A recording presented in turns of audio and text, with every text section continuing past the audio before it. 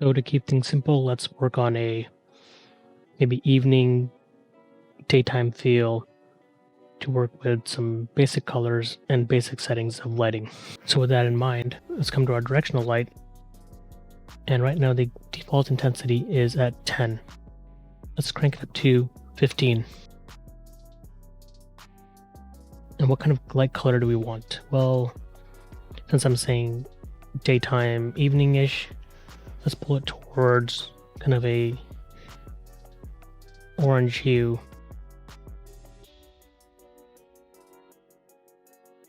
Very little saturation, and the value is higher. If you want the actual hex code, I'll post that on the screen. Let me copy and paste it to my notepad so I don't forget. But yes, this color looks good for me, and the hex code of this should be on the screen at this time.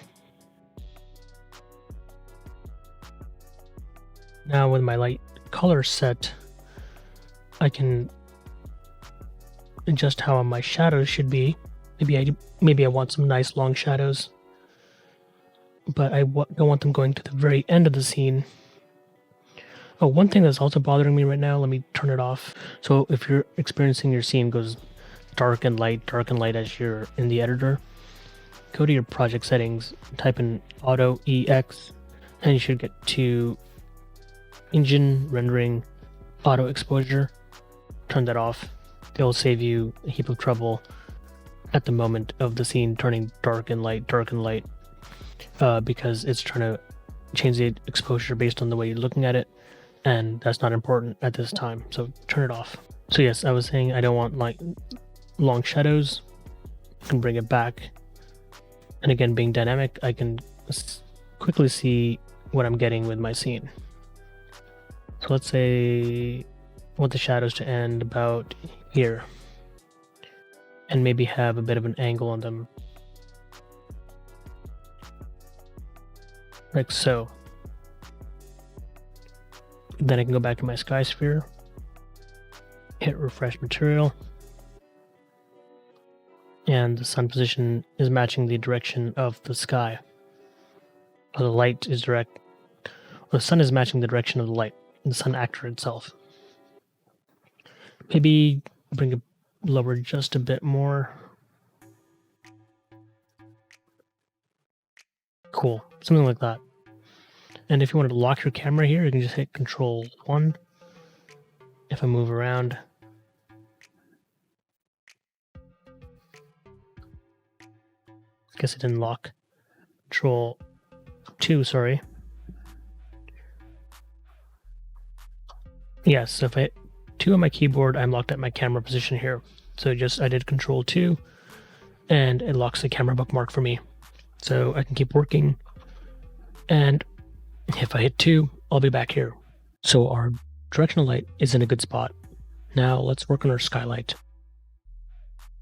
So we set the intensity of our skylight to 0. Let's crank it back up to 1.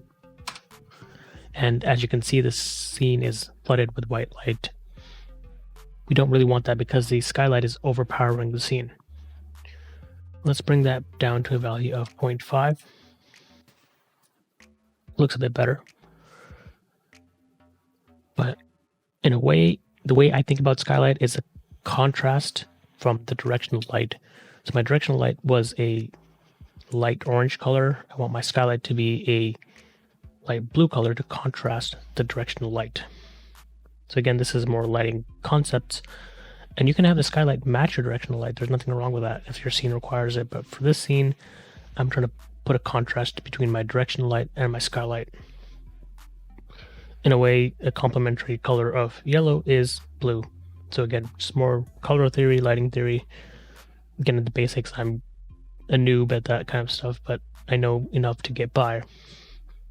So let's pull the skylight color. Let's increase the saturation just a bit. Bring the value down,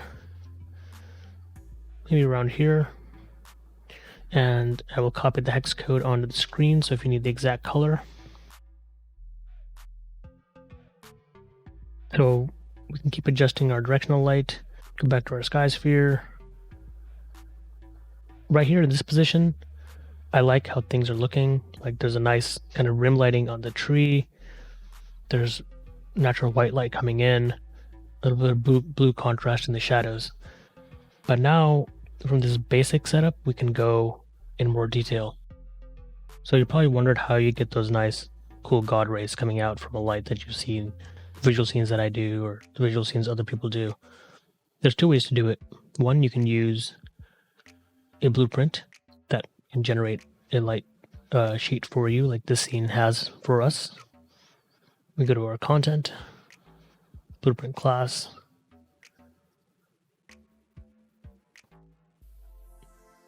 and they have blueprint light beam.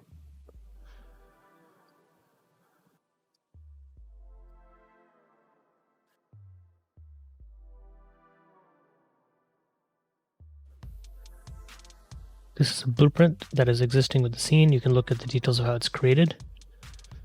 And this is kind of a way to add hand placed God rays where you need them. Like that works. But another way you can do it is using the lighting settings of the directional light to have God rays coming from the light source. In this case, the sky. Or the sunlight in the sky, rather. So both methods are great and they have their purposes, but for this tutorial I'm going to show you how you can generate them from the directional light. So click on your directional light, go down to where it says light shafts, turn on light shaft occlusion, and turn on light shaft bloom. Wow, that's super bright. Not what we need, but we can fine tune it. There's a lot of settings in here. You have occlusion, mask darkness, occlusion depth range, bloom scale, bloom threshold, max brightness, bloom tint. Let's work on, now again, I don't know the technicality of things, but I play with the settings and you can see kind of layman's terms of what I'm trying to do. So let's start with the bloom max brightness. It's set at 100.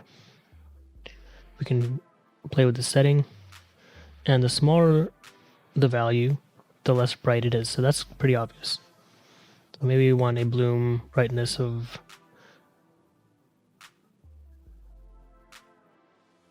that's around 2.75 something, but we can even hard value at 2.75. The threshold right now it's set to 0. And the way I see it, it's kind of like a pull of the color. Right now at 0, it's kind of flooding the scene, and by increasing the value slowly, it's going closer to the sunlight actor itself. So I'll bring it all the way back down to 0 and drag the value up, and you can see what I'm kind of talking about. It's kind of like a cone that's getting tighter. So I've set mine to 1.21. You can type that in, 1.121. And the bloom scale. This is a scale of how much bloom is actually coming off of the light actor. Right now it says a 0.2. We can make that 0.5. Maybe too bright. 0.3. Maybe keep it at 0.275.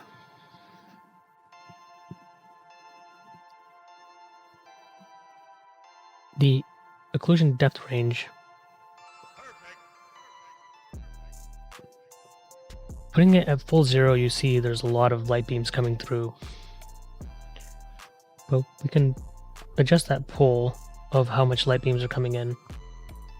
Let's say we type in 1000, 2000, 2500, and the occlusion mask darkness.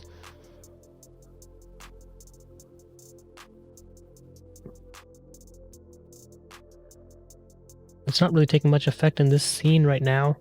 Basically what it's saying is Basically, it controls how dark the occlusion masking is. A value of 1 results in no darkening term. So 1 will be kind of fully bright, 0 will be fully dark in the occlusion.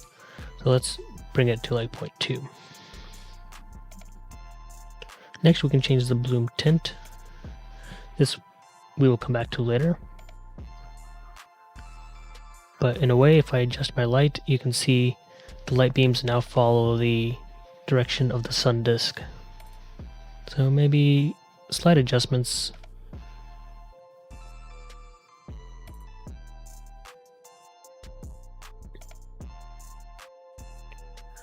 This is why my visual scenes take so long, is I keep playing with these settings for days on end to get something that looks cool, and I get frustrated or try something different. But for now, this looks pretty cool to me. So yes, if you moved around your scene and you lost track of where you were, just hit 2, like we did earlier. We set our camera length with Control 2, and it comes back to where we are setting our composition for this scene.